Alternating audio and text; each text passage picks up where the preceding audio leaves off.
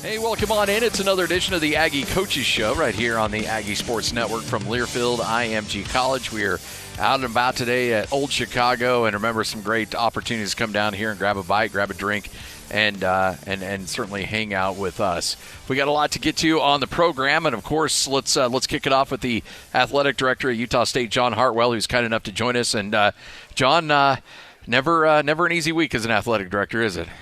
Never know what the next curveball is, and obviously a lot going on this week, as I told you. And anytime you have a coaching change, a head coaching change, it's it's a challenge, and those decisions aren't taken lightly.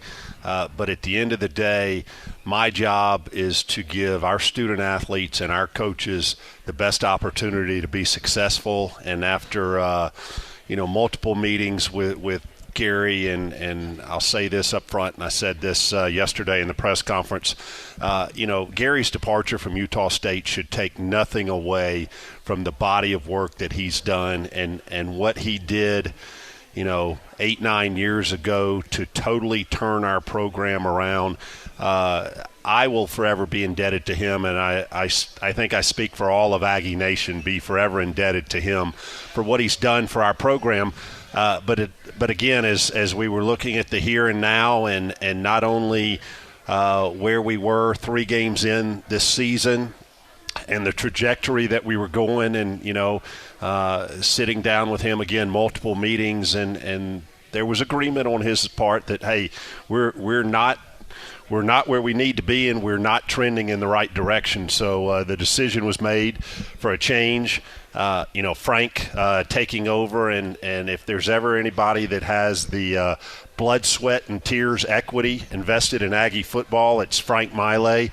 From a player standpoint, from a coaching standpoint, multiple stints. And I can already tell you, just in 3 days' time, there's a level of energy and enthusiasm, amongst our players, and I think we'll come out ready to play on Saturday. I'm just upset that we won't be able to have fans in the stands there, but encourage all Aggie Nation to tune in. To Fox Sports and watch the game, and we'll see where we go the last 5 games. I told him, I said, hey, this is an opportunity for him, and he's 1-0 as an interim coach, as he was 2 years ago in the bowl game, and it's an opportunity for him to to rally the troops, if you will, and get them to play hard. I said, I'm not going to judge you on wins and losses and that. But the effort and execution, I think, is really important. So I look forward to seeing us play on Saturday. What are you looking for? What are some of the attributes you're looking for as you begin this search process? I want to make sure that we've got, and I know this term gets overused, but I want to say juice. I want somebody that's got some juice to themselves, and that they bring juice and enthusiasm to our football program. And and I've had people say this to me, and it's not a bad analogy to find the Craig Smith to coach football. It's that kind of energy and effort and intensity, 24/7, 365, and that carries over to the rest of our coaching staff and to our student athletes on the field. And this is a competitive league, and you look right now, the 2 undefeated teams in our league are San Jose State and Nevada. I mean, who would have ever thought that? But everybody's getting better, and we've got to get better too. We can't get left behind. We've got a great institution. We've got a great athletic department, a great history in football. You look at our facilities, and the opportunity is there, and we've got to capitalize on that opportunity with this hire. Well, and I love the story, and I know you and I talked yesterday on the radio on our flagship station, so I apologize if I repeat a few things, but I love the story of you and Craig, and you pretty much knew right away. I mean, how long were you in that conversation that you knew he was going to be the guy? It was about 6 minutes in, and I think we started talking about recruiting. I'll keep it PG in here because we've got some younger kids in here. But, we started talking about recruiting and, what type of player he was looking for. And I said something about, is this where you get the 6'9", and I'll leave out the rest of it, what I said. And he goes, man, he got up across the table and high-fived me, and he said, that's my guy. And, there was an instant connection. And fast forward a year later, and he goes, hey, I didn't get you a 6'9", one of those. I got you a 7 foot. And talking about Nimi, yeah. So that story, that'll be a chapter in my book one day about my connection with Craig. But you talk about that. I think chemistry and fit. With Utah State University, with Cache Valley, I think all of those are important qualities. And as I told some folks yesterday, I'm one of those. I don't want to box us in our search to say, hey, it's got to be somebody who's been a head coach, or it's got to be somebody who's been a coordinator, or, gosh, it's got to be, our offense is broken, it's got to be somebody who comes from the offensive side of the ball. I'm wide open right now, and I want to make sure that we find the best coach and the best fit to be able to give, again, the young men on our football team and the opportunity to be successful. And a big part of that is hiring a great staff around you. I mean, being a head college football coach at this level, I equated it yesterday, I think, to like being a Fortune 500 CEO. Yes, you've got to know football X's and O's. Yes, you've got to know recruiting. But you've got so many other things that you've got to have a pulse on to be really successful. And I think, there's a special skill set for that, and we'll go out there and look for that. Well, I think partly, and by the way, I could tease Thursday's Aggie auction and an ability to hopefully raise some funds for Utah State. But I was talking to somebody earlier today about this hire, and it was interesting. They didn't ask – and it wasn't a coach. It was just somebody kind of curious about the job. They didn't ask how much the head coach was going to be paid. They asked, how much do you think the pool is for assistants? Because he goes, that might be the biggest number out of all of it. Yeah, it really is, and that's. And by the way, I'm not asking you that per se. I'm just saying that's part of you're talking about hiring a good staff. Yeah, but it's interesting because obviously over the last few days we've accumulated that information, and what the average head coaching salary is in the Mountain West Conference, what the average for the pool for the 10 assistant coaches. And even in the 2 years since we hired Gary, it's risen significantly. And again, I don't see us as we make this hire. We're not going to come in at the top of the list, but we're not going to come in at the bottom either. And I mean, I don't mind telling you, base salary right now, I think the variances are $1,850,000 for Brian Harsin at Boise. And I think it actually may be Jay Norvell. Yeah, I think so. At Nevada, who's like right at $700,000. So there's a pretty wide gap there. But again, all of that we'll figure out. We got to find the right person first, and then we'll go to the negotiating table in terms of salary and all of those things. What are your conversations with President Cockett during all of this? She's been extremely supportive. We're totally in unison on that. She and I both want what's best for Utah State University, and she obviously understands. Although, as many people know, she's been on campus, almost 30 years. Came up as the dean of the Ag School, and then as the provost, and now as president for almost 4 years. Gosh, and but she understands the importance of athletics being successful. And all 16 of our sports are very important, but football and men's basketball are the two engines that drive the train in terms of revenue, publicity for the university, and everything else. And she's very supportive, and she said, hey, John, let's go get the very best person for this job. So I'm excited about the opportunity. That is the athletic director at Utah State, John Hartwell, right here on the Aggie Sports Network from Learfield IMG College. Coming up next, we'll talk more about transitioning into a new coaching staff here at Utah State, what that timeline might be, and then we may even slip in a couple questions about basketball as well. It's all straight ahead. We're live here at Old Chicago. Come by, hang out with us right here on the Aggie Sports Network from Learfield IMG College. Welcome on back. You're listening to the Aggie Coaches Show as we are live here at Old Chicago.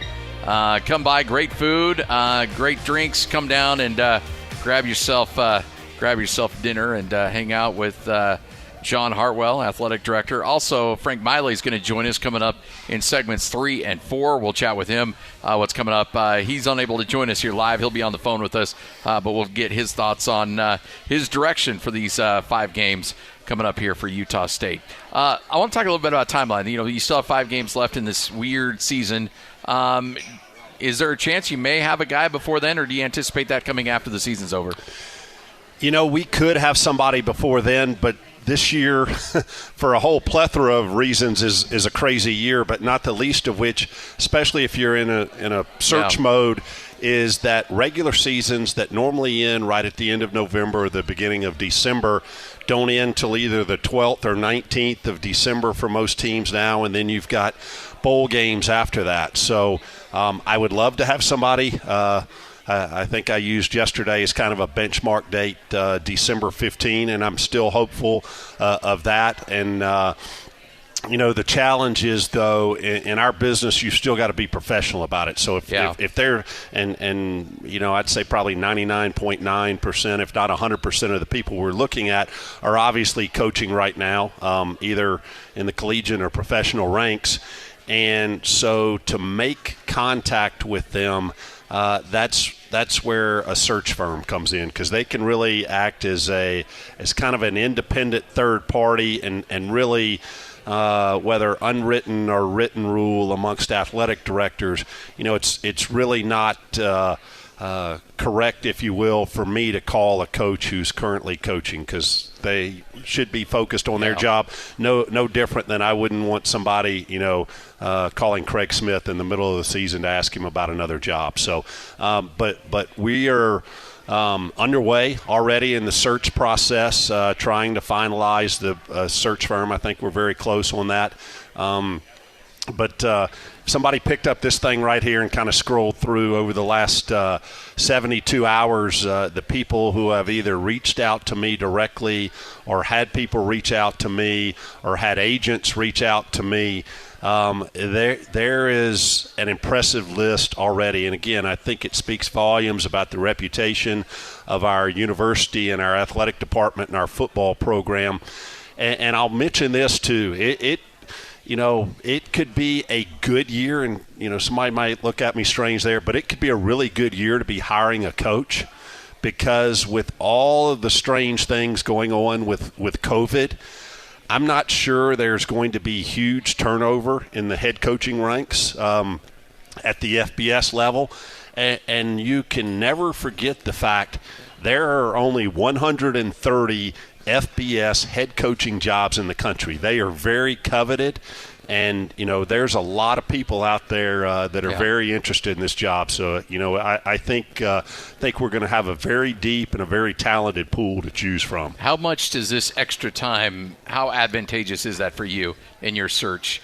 Even though you can't really interview a lot of guys in the middle of their season, but just giving you 5 weeks to kind of look across the country, how helpful is that for you? Yeah, the preparation is really good, and it gives me the opportunity to watch some more games, to have some more eyes on things. If you're looking at, let's say, an offensive coordinator, you can drill down on looking at their style of play. Hey, would that match us? Look at their, recruiting as well. So it gives us a little bit more time to be more organized, because a lot of times if you have a coaching change at the end of the year and you've got a recruiting, date coming up, it is helter-skelter in terms of doing that. So we have a little bit more time to do it. I would like to do it as quickly as possible from the standpoint of, the anxiety of the people in the program, the anxiety of the student-athletes. Who's my coach going to be? What style is it going to be? All of those things. And the sooner that we can define that, the better it will be. But I certainly don't want to sacrifice speeding up the process for not getting the right person. I'd rather us take a little bit longer and make this the right hire. One thing, and I think a lot of people hear the word search firm and they're always kind of curious. What do those guys? What's the service that they provide for you? Yeah, that's a great question, Scotty, because a lot of people who aren't in that business or live in this world say, well, gosh, isn't that your job to identify candidates and make decisions? And yeah, it absolutely is. Really what they are is more of a vehicle of doing the contact stuff. Say, I'll sit down and say, hey, we wanted, I have an interest in these 15 or 20 guys, whatever it may be, go through the contact information. A lot of times those people have already the individual coaches may not have called me, but their agents may have called. So I spent probably 3 hours on the phone today with 7 different agents, and a lot of those guys have multiple guys, just kind of walking through some of those. So I will channel those to the search firms. And the good news about talking directly to agents, most of those agents know, hey, they're either interested or they're not interested. And they may have some guys that weren't on their list that I may ask them about and say, hey, who is John Doe's agent? And, find that out to initially find out, is there interest, is there not interest? Because obviously if there's not, we'll move on. Yeah, so interesting. And then on the backside, once we get down to actually going to see people or doing interviews, it's strange and probably not as much in Cache Valley as some other places, but it would blow you away the number of people who don't have a whole lot to do at times, and they'll track airplane tail numbers and everything else to try to figure out who you may be interviewing or going to see. So a lot of times, we'll go to I won't say a remote place, but we'll go someplace where nobody would expect that there are football coaching interviews going on. And they help out with that too, huh? Yeah, and they do. And then on the very tail end, once we narrow in and decide on somebody, obviously they do background checks and things like that for us as well. Yeah, so you don't have a situation where, and I won't name the name, but the guy there was 15 years ago said he had a diploma and didn't, and ended up costing him a job. Yeah, I think that cost him the Notre Dame job. Yeah, yep, that was it. So it's an interesting process, and I think a lot of people really enjoy the transparency that you bring to this, because obviously these are, you mentioned football as being such, Urban Meyer called the football team the front porch of every university, and so you understand these are huge hires and huge opportunities for the university, but you've had some success. I mean, Neil Brown, Craig Smith. I mean, there's some guys, you've got a track record here and you've got a system. What do you prioritize in the system of what you do that you're always looking for, or certain? I know we talked about attributes, but personalities that you're looking for in a hire like this. Yeah, I think the one-on-one interviews or one-on however many people you have in there in the interview room are really important. I'm a chemistry and a feel person. I mean, if somebody doesn't bring juice to the interview and they seem like they're just kind of going through the motions, that kind of leads you to believe they may just kind of go through the motions as a head coach too. I mean, I want somebody that's excited about being there, that's excited about the potential opportunity of leading Utah State football. I want somebody who's well prepared, who's got a plan. They're not just in there by the seat of their pants and saying, oh yeah, I'm going to recruit 5-star guys and I'm going to bring excitement. Hey, I want to see what your plan is. I mean, I'm one of those guys, and different ADs do it differently. I'm an X's and O's guys. So when I do these interviews, and I did it for basketball and for football, I like a whiteboard being up there. I like them, drawing up, kind of their strategies or their recruiting philosophy and things like that. So I drill down into that. But I also want to know about their personality too. Yeah. And maybe it's because I've been in this business so long. I'm never going to look when somebody, provides a resume and references. I'm never going to look at any of those references because, if you're putting down on a sheet a reference who's going to give you a bad recommendation, nobody's going to give them a bad recommendation. Yeah. But again, I've been enough places, been in the business long enough, I can get the real skinny on most people. So I'll do some background checks with kind of my inner circle of people I trust along those lines too. Let's talk about the announcement earlier in the week. And, of course, the governor on Sunday made the announcement of we've got some just incredibly rising COVID cases here in the state of Utah, and it's a huge, huge concern. And then, of course, yesterday, or actually I think earlier today, you announced that there will not be fans in the stands. excuse me, coming up on Saturday. Talk about that decision and what went into that. Yeah, that was a really tough decision, and it was prompted, like you said, Saturday night. The governor, issuing a new state of emergency and a statewide mandate on masks, and basically all higher ed students having to start get tested come January 1, although Utah State's being very proactive. They're actually starting that testing of students tomorrow. And then the drill down in terms of, who was allowed in venues and basically shut down intramural sports. It did have a carve-out for the high school football championships or playoffs, and then intercollegiate sports too.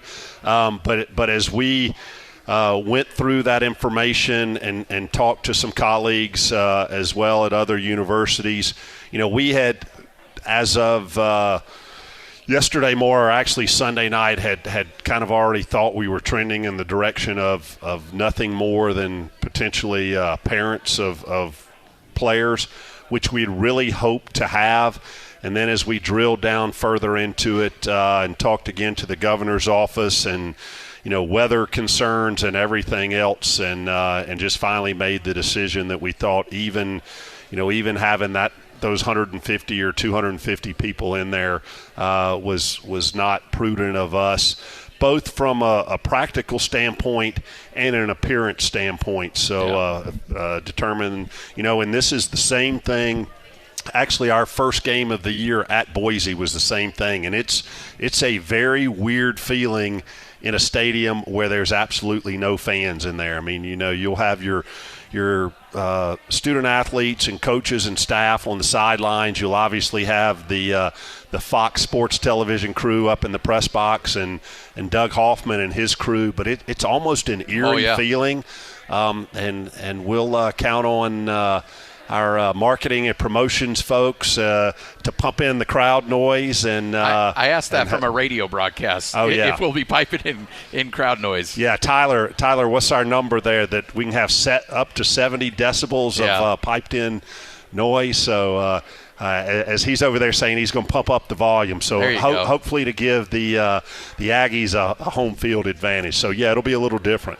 And that's for this game, and the decision for future games will come later, correct? Yeah, so the governor's order goes through November 23rd, which is 2 days before our home game against New Mexico on Thanksgiving afternoon. That's a 5 o'clock kickoff that came out yesterday, for those of you that didn't know. So we're hopeful to be able to go back to our, roughly 5,500 fans for that game. And quite frankly, one of the concerns right now, too, is how far does that bleed into basketball, too? Yeah. And trying to figure that out. I think I saw just a little while ago where Weber State announced they're not going to have any fans until at least January 1 in basketball, I think. So, again, I'm hopeful that here in the next couple of weeks that everybody masks up, they socially distance, they do what they need to so we can to get the number of infections going back down and trending in a positive direction. Well, I mean, that's such a weapon for you guys, especially in basketball. And I got to imagine you probably have some people lining up saying, "Hey, we'll play you this year in Logan, not next year, but this year maybe." Yeah, it is interesting. A couple of again high-level opponents that we originally had scheduled here, and our basketball schedule. I was telling somebody a little bit earlier. The since last Friday morning, between the COVID deal and what that was going to do to fans, obviously the situation, our football coaching situation, and then basketball scheduling has literally been a ping pong ball going back and forth, and we finally settled in on a conference schedule, or at least the format of it. Hopefully have that schedule by the end of the week, but then now trying to fit in the non-conference games. I think we finally settled on going to South Dakota to play in an event to open the season, which is going to be really exciting. And then, trying to plug in our other game and waiting to find out when that 2-game series, Mountain West series, is going to be pre-Christmas, and then plug in the other dates too. You've never seen a year like this, right? It's this is not in the Athletic Director 101 book. If it was, I missed that. I must have slept through that class. But it's just I don't know how you do it, honestly. I mean, you've never gone this far without. I mean, normally you're playing basketball right now, and now you're playing here in 2 weeks, and you're still kind of mixing and matching the schedule. I mean, that's ridiculous. I mean, not ridiculous. It's incredible that you have to deal with that. It is, but I've told people this a lot over the last several weeks. The resiliency of our student athletes, of our coaches, of our staff, the positivity and the can-do attitude, that's what keeps pushing me through. Because at some point, and we had a head coaches meeting this morning, and I said, I know I said this back in April and was thinking, this was going to be a 2 or 3 month thing, and surely this wasn't going to affect the fall. And now that we're 9 months in, at some point we're going to get to the other side of this, and the resiliency and the positivity and the can-do attitude of our Aggie family and Aggie Nation, I have no doubt that's going to persevere. Yeah. Well, we appreciate it. I could keep you here all night. I know you got other obligations, but we can't thank you enough for coming down here and talking about a really critical time in Utah State athletics. And good luck. And if you need my advice on a coach, I'm happy to help you out. Nobody wants that, by the way. You're not offering to coach, Scott? Come on now. Maybe as a coordinator, but I don't know. I'm used to giving the interviews, not being the guy being interviewed. I don't know if I'd Hey, maybe we could flip roles, and maybe I could interview you, and Bam, let's go. I like it. All right, that's John Hartwell, athletic director at Utah State. We'll take a break, come back, and you'll hear from Frank Maile, interim coach at Utah State, right here on the Aggie Sports Network from Learfield IMG College. And welcome on back. You are listening to the Aggie Coaches Show right here on the Aggie Sports Network from Learfield IMG College. Joining us now on the phone as he makes his preparations now for Fresno State, which will be rolling in here on Saturday to Maverick Stadium. He is the interim head coach at Utah State, Frank Maile. Coach, how are you? I'm doing good. How you doing? Doing well. I know we talked earlier today here on our flagship station, so I apologize if I double up on some of these questions, but it's good to chat with you here on the Coaches Show. First off, let's talk a little bit about Fresno State, and what do you see out of this team? They're pretty good, man. Offensively, man, they're a really explosive football team. They got an elite running back with Rivers there in the backfield. He's third in the Mountain West. He leads their team in not only rushing but in receptions. So yeah. He's kind of a big target for those guys, and he's a guy that we have got the tackle in the run game, and then make sure we cover him down when they swing him out there. So the quarterback, Jake Hainer, man, does a good job. He's the Washington transfer, and he's a dual-threat quarterback, man. He's the second leading rusher on their team. So he's the guy we got to contain. We got to get after him in the pass game, but also make sure we got eyes on him at all times because he'll run, man. And so they're pretty explosive. They're a spread team. They've had some injuries at the tight end position. They've had 4 they've rotated through there, but I think they're down to 2 of them, 2 of the 4. So that'll be interesting to see where they go with some of that personnelling that they use. And then they have 3 really good receivers. Their skill players are really good with number 1, number 5, and number 11.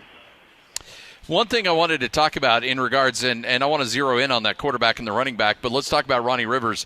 He's got 12 catches, 176 yards, and a couple scores. Did they swing him out of the backfield, or are they use him in the screen game? How are they using him primarily in that passing attack? He's kind of a check down guy for them. So if he doesn't see what he likes, he's always looking for his running back, and he's going to get him the football. So not a big screen team to him.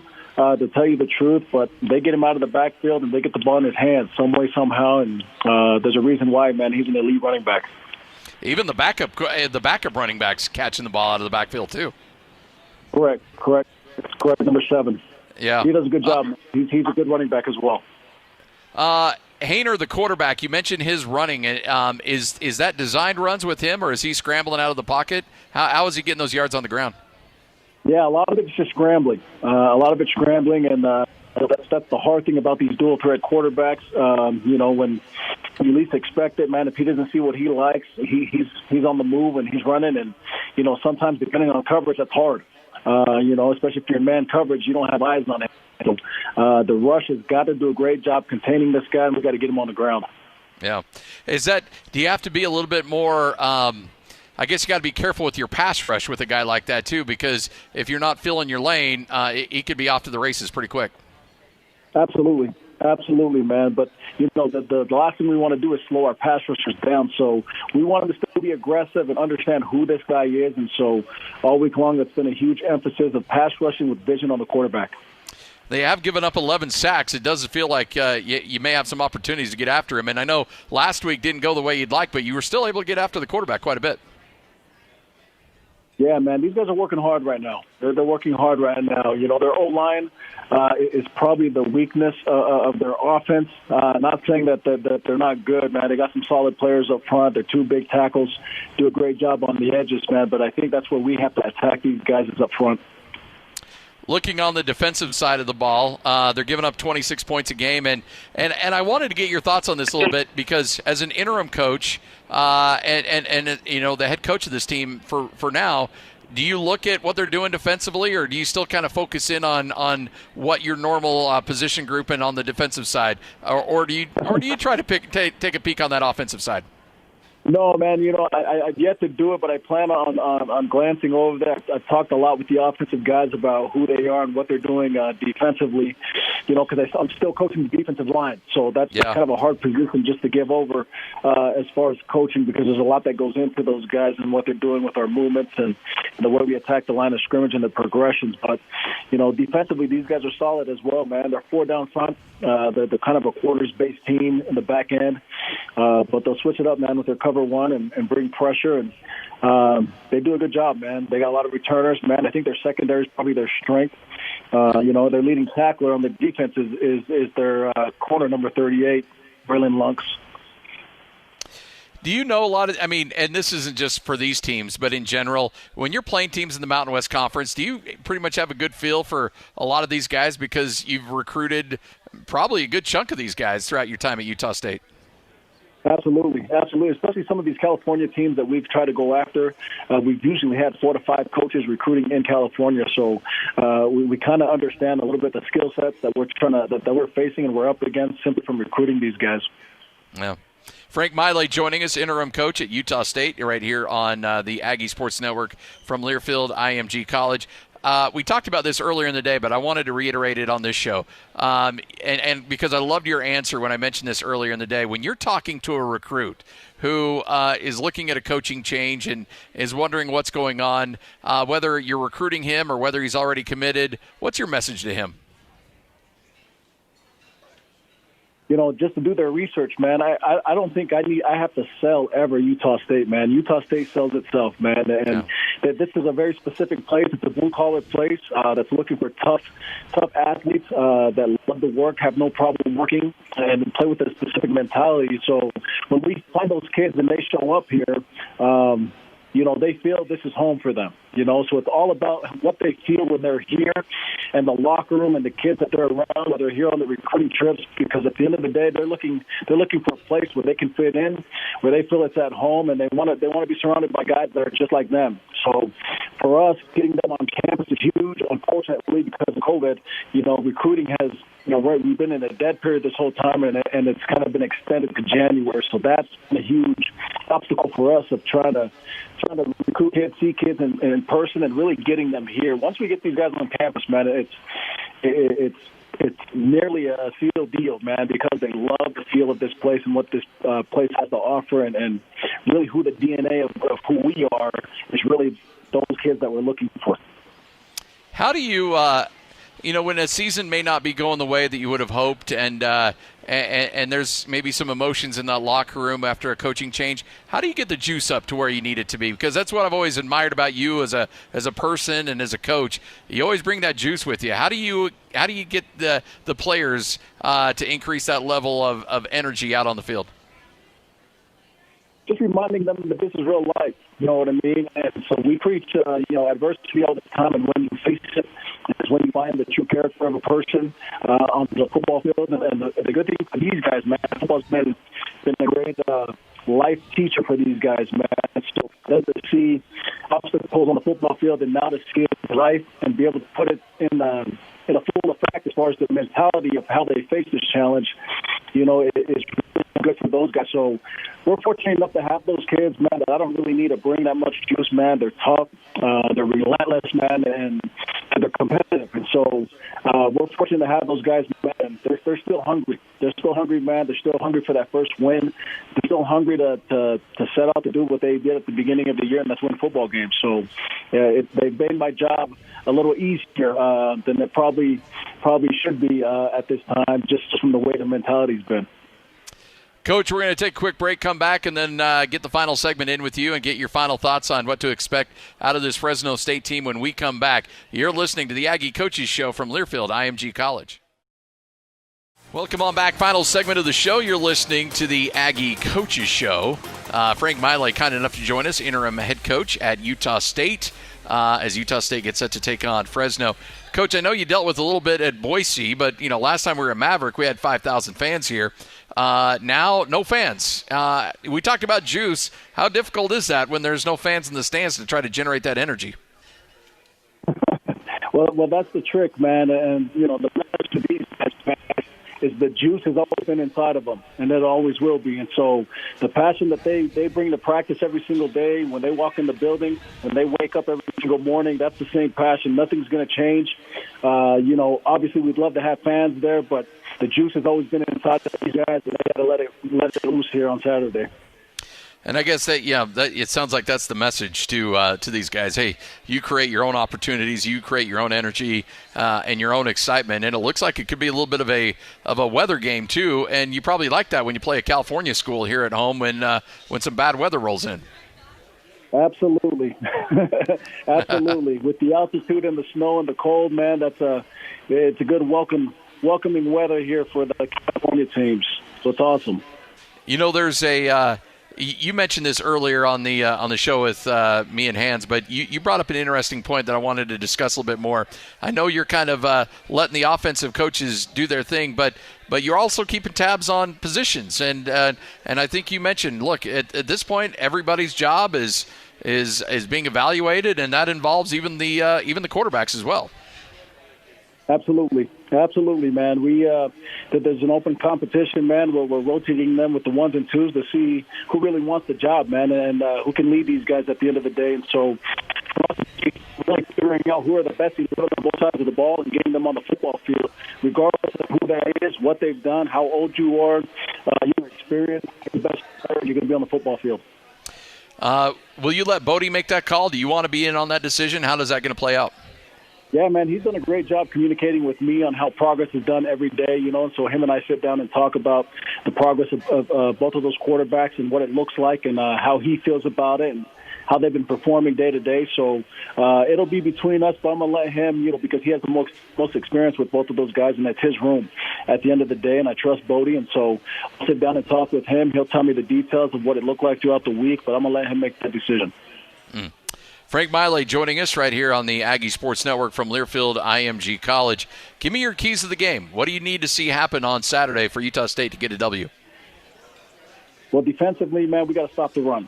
We talked about Rivers, man, and he's one of those elusive running backs that they have that can run the football, catch the ball out in space. They're going to get the ball to him. So we have got to stop number 20. And then the bottom line is we got to stop shooting ourselves in the feet. You know what I mean? So the Aggies got to beat the Aggies, okay, on Saturday. So for us, we can't give up explosive plays. Got to get after this quarterback. Can't let him get comfortable, and we got to contain him because he can't run the football. So defensively, those are the keys for us winning. We got to stop the run. We got to contain this quarterback, and then we got to get after him at the end of the day. And then offensively, man, we got to establish the run. And we got to be able to run the football on these guys, especially it's going to be a weather game. So we got to establish the run and be able to open up those situations and opportunities to create explosive plays and keep these guys guessing, keep them thinking. And so these guys have had really good practices these last 2 days. There's been a lot of juice. There's a lot of excitement of these guys getting ready for this game. And again, like I said earlier, man, they're hungry. They're hungry for a win. And to get this taste out of our mouth for what's happened in the last 3 weeks and the coaching change here, there's nothing better to get that taste out of their mouth than win a football game this weekend. I know the last time you were an interim coach, you got a convincing win in a bowl game, and you've got far more resources now than you did then. I mean, you and Stacy and were kind of putting that thing together with a bunch of GAs and baling twine for that bowl game. Here, you got all your assistants here. No doubt, man. We kind of had to tape our staff together. It was all hands on deck then. But those guys did a great job, man. Our GA did a great job. It was me, Coach Una, Coach Collins, and Coach Yost running the whole team. And so, man, it was a really good effort by everybody, man, including our players, man. It was enough for them that they went through, and, they were the only way to finish the season the right way, and that's what they did. So now that I got more of a staff here, it's been a little bit smoother with guys controlling their own rooms, control position coaches, and so I couldn't have asked for a better situation to be in, surrounded by good people. Well, Coach, we appreciate your time. Looking forward to chatting with you on Saturday. Good luck, and go get that W, all right? Scott, I appreciate you, man. You're the best. Coach Frank Maile right here on the Aggie Sports Network from Learfield IMG College. Remember to join us coming up on Saturday for that game. Myself and Kevin White will have all the action for you on these affiliate stations for Utah State Athletics. Big thanks to John Hartwell for joining us. Also, big thanks to Frank Maile as well. Enjoy the game, and big thanks as always to Old Chicago for letting us hang out here again tonight. Remember, for the best pizza, for the best beverages, it's all right here at Old Chicago. This has been the Aggie Coaches Show from Learfield IMG College.